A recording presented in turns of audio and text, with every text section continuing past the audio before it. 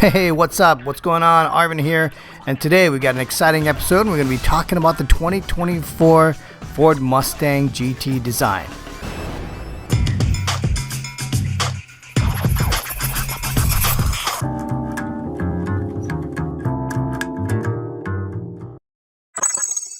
Alright folks, we're going to kick it off this week. We're talking about the 2024 Ford Mustang design. So let's get started. Alright, so now we're going to tear into this design. We've got the 2024 Ford Mustang GT, and first impressions to me, I think it looks really outstanding. There's a lot of changes that they've made from the 2023 or 2022 model year, and they're pretty significant, even though sometimes when you just look at it as a whole, it doesn't seem like there's a lot of things that have changed. But the devils are in the details. You got to really look for those details, and that's another good thing about it, that if you look at it and it still looks like a Mustang, that's a good thing, because you don't want to lose the heritage. You don't want to lose all the history that's really made this pony car so great. And obviously, if you're a fan of muscle cars, it's really imperative that you get these designs right. The original Mustang came out in 1964. It was actually named after the P-51 Mustang from World War II because it was a very nimble fighter jet that had incredible maneuverability. Ford stylist John Nehar and then also Philip Clark, they both kind of tag team on the Mustang 1 concept, with Philip Clark coming up with the actual name Mustang, like I told you, from the World War II fighter jet plane of the P-51 Mustang. When the Mustang came out in 1964, Ford thought they would sell initially 100,000 units, but they killed that record and sold 318,000 for that first year. How about them apples? So yes, there's a dedicated following. People are really tied to the heritage and just love this American classic muscle car, and you better believe they got to get that thing right. Alright, so let's dig into this. Now, we've got this this somewhat of a side view here, and I want to just kind of go through some of the details. And I think one of the things you really need to decide is what really makes this a muscle car. One of the things that you're going to notice that you've seen on the Mustang throughout the different generations is that it's really fairly low to the ground. Okay, so one of the things I really do like that they're doing here is they've kept really proportionally. When you look at the daylight opening right here, this proportion that you see from the window is actually pretty small in comparison with the rest of the body. That means this height here compared to this height, okay, is smaller. Now, that's not to say that, that's a bad thing. That's exactly what you're going to want to, that is exactly what you want. And they haven't really messed with the proportions at all. They kind of stick to its traditional. You've got your roof line that's going to be extended all the way to the back, which is what it should be doing. One of the other things that you really see with muscle cars is ensuring that you have this really nice pronounced shoulders.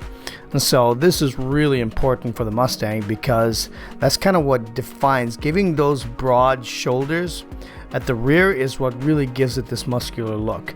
In addition to the broad shoulders here in the rear, which is really nicely stated, you've got the front hood. Now the proportions are outstanding. They've got their 19-inch wheels here, which is great. They haven't reduced that size. The front hood is pretty prominent. You've got the hood scoop here at the front.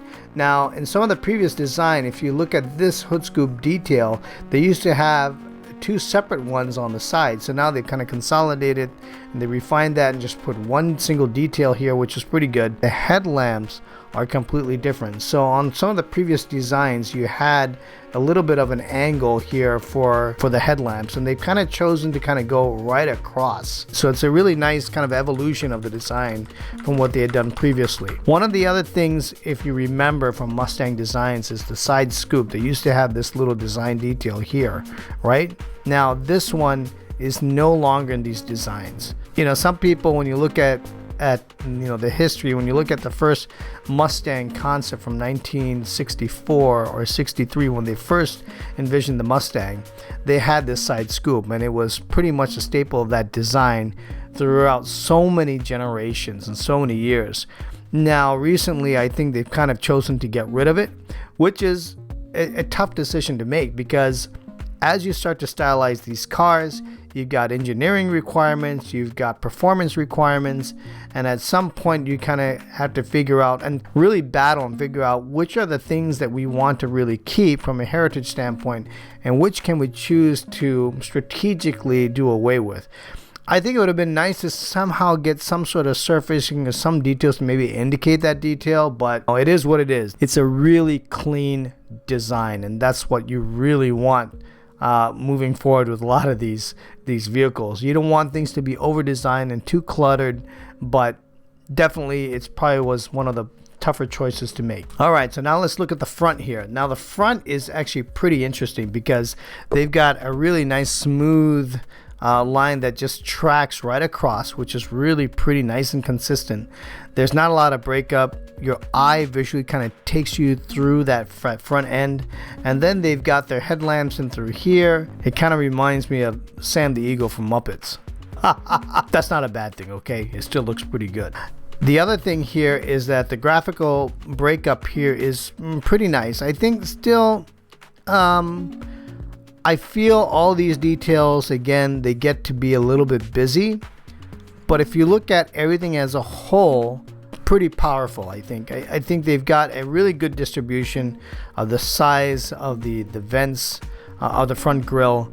You've got, of course, your here Mustang. I don't know, maybe that thing could have stuck out a little bit more. It may have been nicer to have it silver or something like that, or chrome or whatever it is, just so that the badge kind of sticks out. Overall, graphically, I think they've done a really terrific job of it. Really nice surface breakups, a little bit on the busy side, but I think on the whole, when you look at it from the front and you see that thing coming from the rear view mirror, I think it's going to look pretty intimidating. Get out of my way! Really like the nice treatment here for the headlamps or the LED lamps here. They've got the 3-tier lighting, which is pretty nice, and I think graphically that should look pretty cool. Again, really nice job here. I mean, seriously, overall this thing looks like a beast. All right, now switching to the rear, some really interesting changes here. So I think in previous model years, if you remember, you had more of a gradual change here for these surfaces, and what they've done now is they've got this little undercut and they've got this angle that's coming across here. It's nice. I mean, I don't have a real problem with it. I think it looks actually pretty good. This is tending to look kind of like arrows, but it's okay. It's really pretty good. But I do like the surface transition. It's a little bit hard, and I'm trying to kind of relate that to the rest of the form language here. Very angular design. They've kind of done the same thing here with the spoiler, which is pretty good too. I think that's a nice, decent change.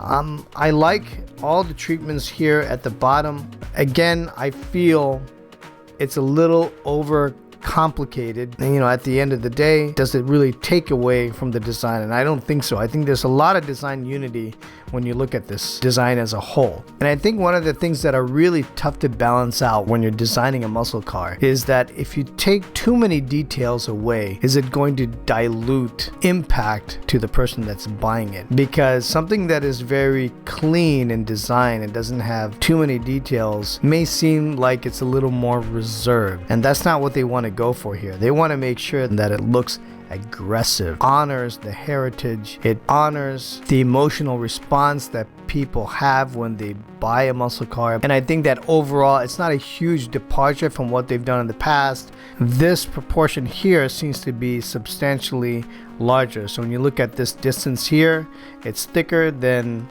what you have in this distance. So what that does is that it gives you a sort of a heavy and solid foundation that really cries muscle car for you.